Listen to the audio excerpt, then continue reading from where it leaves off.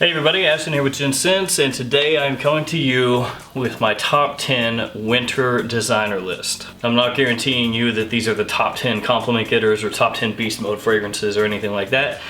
These are just 10 of my favorites that I'm looking forward to wearing this winter. I'm actually a little bit late too since it's almost Christmas. No honorable mentions this time, we're just jumping straight into the top 10.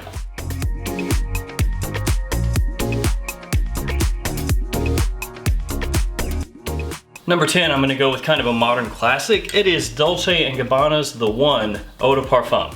And if you want, you can put the Eau de Toilette here too, but I'm choosing the Eau de Parfum. Main notes here are amber, tobacco, and ginger. It's a super safe blind buy in my opinion. It's a fragrance that almost everybody is going to like.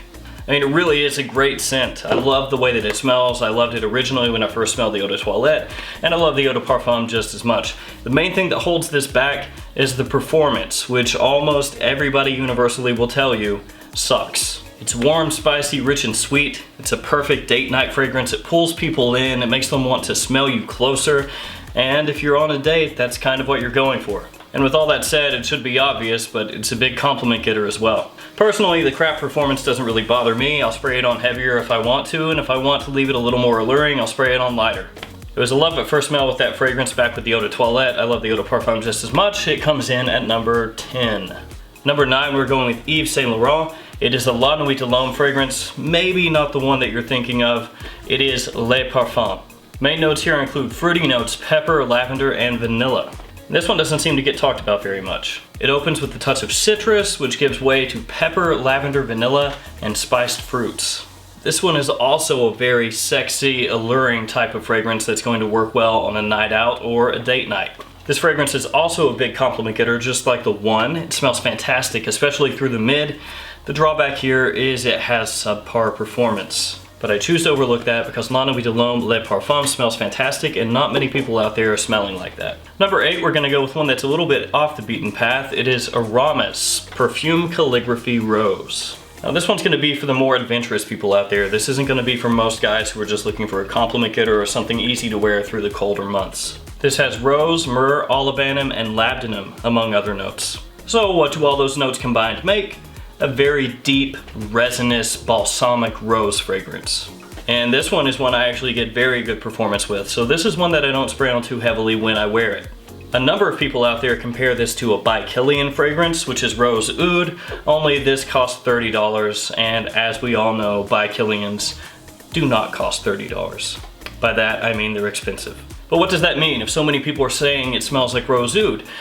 Basically, if you boil it down, this smells like a high quality niche fragrance, only at 1/8 the cost. It does lean a little bit feminine. It's technically unisex, but it leans toward the feminine side of things.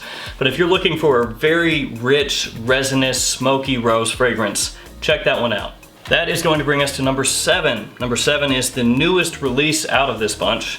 It is Emporio Armani Stronger With You. Among others, this has notes of vanilla, cardamom, sage, and chestnut.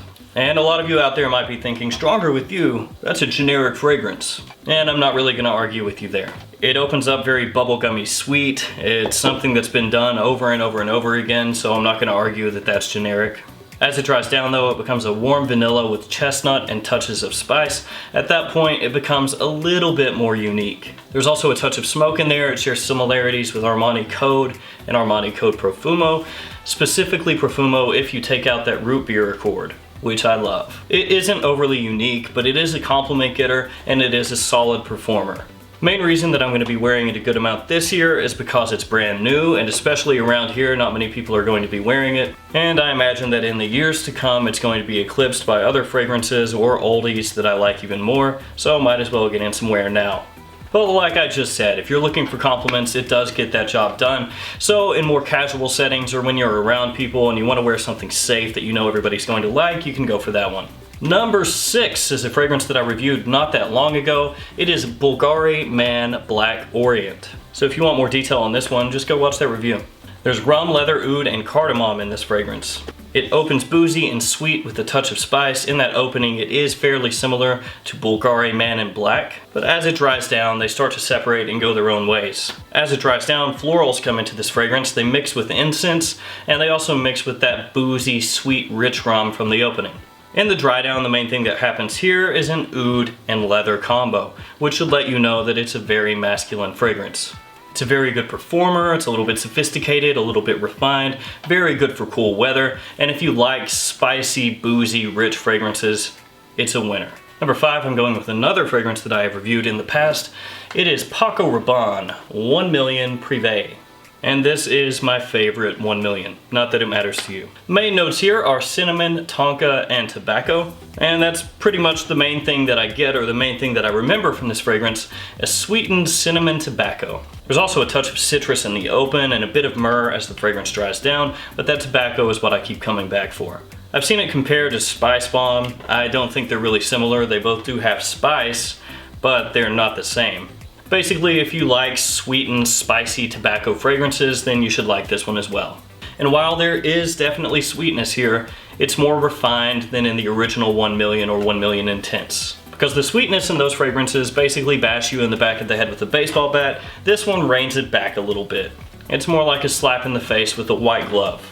And while it is more refined and more sophisticated than the original 1 million, I wouldn't go so far as to say that it's a sophisticated, gentlemanly type of fragrance. It is good for casual wear, it's great for nighttime, great for cool weather. So at number 5, Paco Rabanne 1 million Prive. That brings me to number 4, which is one of my wife's all-time favorite fragrances. If you have been watching my channel since Valentine's Day, you may know what this is. It is Perry Ellis Black Vanilla Absolute.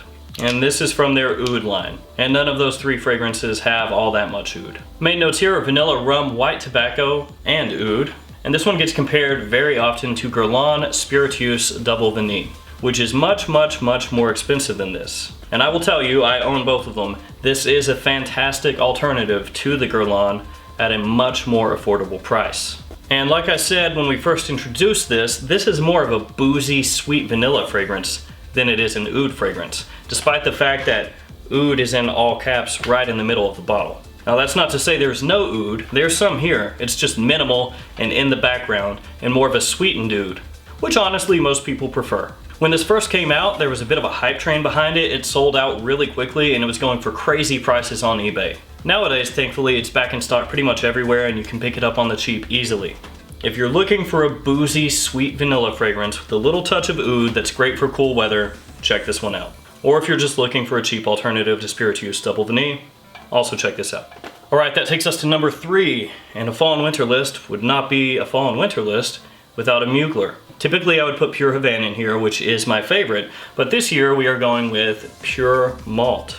And the reason is, I picked up a full bottle for really cheap, and I need to start working on that. So yeah, Pure Malt. Main 2 notes here to me are fruity notes and malt, which gives off kind of a whiskey vibe. Opening is very fruity and boozy. It gives off a good amount of that malt note, which is what it's named after, so you would expect that. And then in the far dry down, you've got that great caramel, chocolate, vanilla kind of amen DNA that comes in. Very warm, comforting, alluring kind of dry down. And it seems like Pure Malt and Pure Havana are the 2 amen that get the most love, and for good reason. In cool weather, they shine, the opening smells great, the dry down smells great. It's a fantastic fragrance you can't go wrong with. And the performance is there too, so it's the full package. Pure Malt is actually another one that was going for crazy high prices, but recently it's been on Notino for under $50 for 100 ml, so it's much more affordable now. That is going to take us to number 2, which is yet another fragrance that I have reviewed. Actually, this one I reviewed not that long ago. It is Hugo Boss Bottled Oud. Main notes here include oud, apple, cinnamon, and sandalwood. And how much you like this might hinge a little bit on how much you like the original Boss Bottled, because it definitely retains the majority of that Boss Bottled DNA.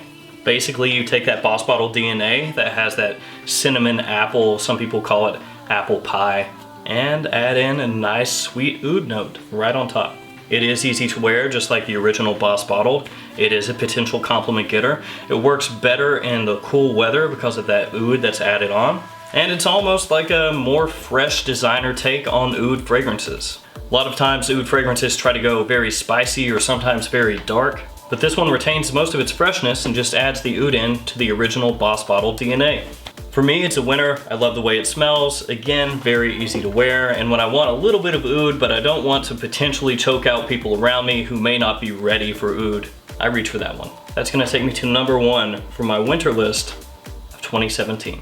I'm going with the Dior, I'm going with the Fahrenheit, I'm going with Fahrenheit Le Parfum. Now some of you out there might be like, no, you should have gone with Fahrenheit Absolute. You should have gone with Fahrenheit Eau de Toilette. You should have not gone with Fahrenheit at all. But I like Fahrenheit, so it made the list, deal with it.